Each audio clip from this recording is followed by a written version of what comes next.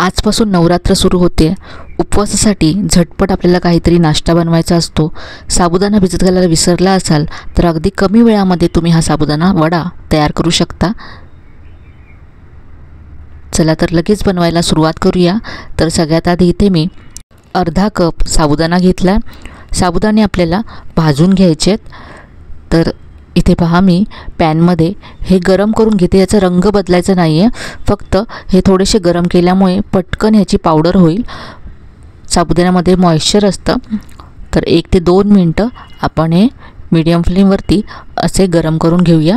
तर हे भाजून घेतलेत, अजिबात त्याचा रंग बदललेला नाही आहे। हे आता मी थंड करून घेते आणि थंड झाल्यानंतर मिक्सरच्या भांड्यामध्ये काढून याची आपण जाडसर पावडर तयार करून घेऊया। तर इथे पहा मी हे वाटून घेतलेत। अजिबात बारीक करायचे नाही आहेत, जाडसर ठेवायचे। 2 वेळा फिरून मी असे जाडसर हे वाटून घेतलेत।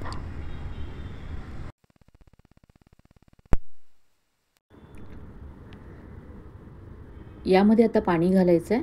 तर आपण अर्धा कप साबुदाणा घेतला होता तेवढंच इथे आपल्याला यामध्ये पाणी घालायचं आहे। तर अगदी परफेक्ट असं हे प्रमाण आहे।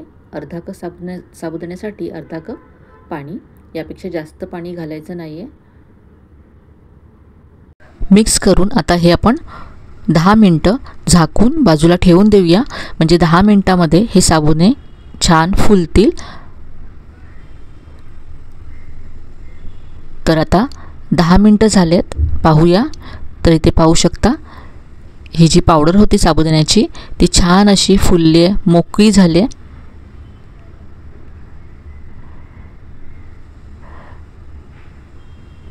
आता ही आपण एका मोठ्या बाउलमध्ये काढून घेऊया आणि यामध्ये आपण मग पुढचं साहित्य घालू। इथे आता मी 2 मोठे चमचे शेंगदाण्याचं कूट घेतलं आहे। शेंगदाणे भाजून जाडसर वाटून घेतलेत। यानंतर इथे 2 मध्यम आकाराचे बटाटे मी शिजवून सोलून ठेवले होते, ते यामध्ये किसून घालायचे आहेत। आपण अर्धा कप साबुदाणे घेतले होते, त्यासाठी 2 मध्यम आकाराचे बटाटे घ्यायचे आहेत। बटाटे किसून यामध्ये घालायचे आहेत। किसल्यामुळे एकसारखे ते सगळीकडे मिक्स होतात। जर कुस्करून घेतले तर त्याचे तुकडे मध्ये मध्ये राहतात वड्यामध्ये। दोन्हीही बटाटे इथे मी किसून घेतलेत। आता यामध्ये चवीप्रमाणे मीठ घालायचं आहे। इथे मी अर्धा चमचा मीठ घातलं। यानंतर हिरवी मिरची घातली आहे बारीक चिरलेली। तुम्ही जर आलं खात असाल तर किसून आलं यामध्ये घालू शकता। यानंतर अर्धा चमचा इथे मी जिरं घालते। मिक्स करूया, सगळं छान एकजीव करून घ्यायचं आहे।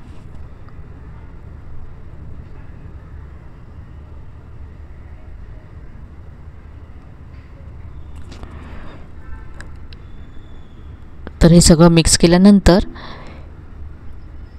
याचा असा गोळा तयार करून घेतला। आता याचे आपण वडे बनवूया। एरवी साबुदाणा वडा बनवायचा असेल तर आपल्याला 3 ते 4 तास साबुदाणा भिजत घालावा लागतो आणि मग त्यापासून आपण वडे बनवतो। पण जर तुम्ही साबुदाणा भिजत घालायला विसरला असाल आणि तुम्हाला वडे खायचे आहेत तर तुम्ही अशा पद्धतीने हे वडे तयार करू शकता। तर इथे पहा आणखी ते वडे तयार करून घेतलेत। आता इथे आपण हे शॅलो फ्राय करून घेणार आहोत। हे वडे अजिबात तेलकट होत नाहीत किंवा साबुदाणा वडा नेहमी जसं तेलात सोडल्यानंतर कधी कधी फुटतो तर तसं सुद्धा होत नाही यामध्ये।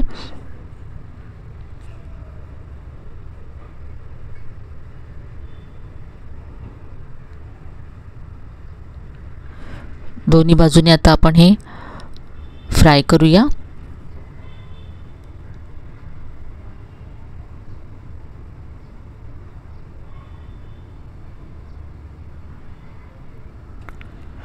साबुदाणा वडा अगदी हा कमी वेळामध्ये तयार होतो।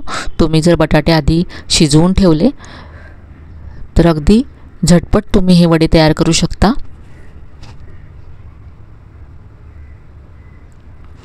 दोन्ही बाजूने गोल्डन ब्राउन होईपर्यंत फ्राय करून घ्यायचे आहेत। तुम्ही हे डीप फ्राय सुद्धा करू शकता।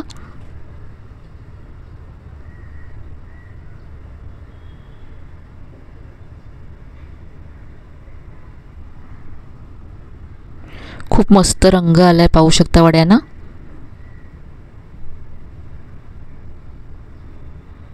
वडे इथे मस्त फ्राय झालेत, दोन्ही बाजूने अगदी खरपूस झालेत. दिसायलाच इतके मस्त दिसत आहेत, पाहू शकता तुम्ही. आता आपण हे काढून घेऊ.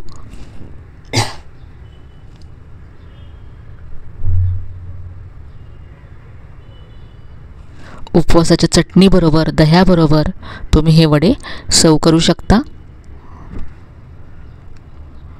तर इथे मी दह्याबरोबर हे वडे सर्व करते. तर उपवासाला एकदा तरी हे वडे नक्की ट्राय करून पहा, नक्कीच तुम्हाला आवडतील.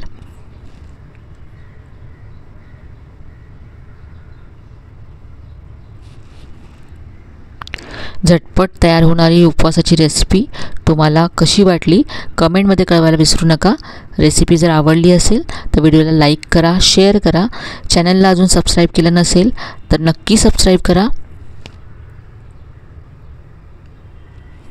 चला तर मग पुन्हा भेटूया अशा छान छान आणि नवीन नवीन रेसिपीसह. तोपर्यंत धन्यवाद.